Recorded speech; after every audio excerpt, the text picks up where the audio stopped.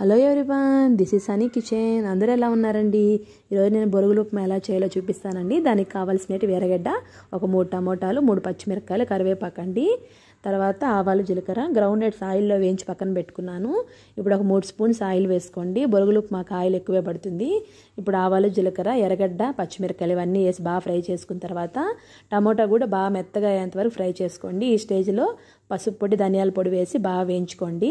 తర్వాత బొరుగులని 2-3 సార్లు మనము నీళ్ళల్లోనే అంటే మెత్తబడతాయండి. వాటిని పిండి డైరెక్ట్గా దీంట్లో వేసేసుకోవడమే అండి.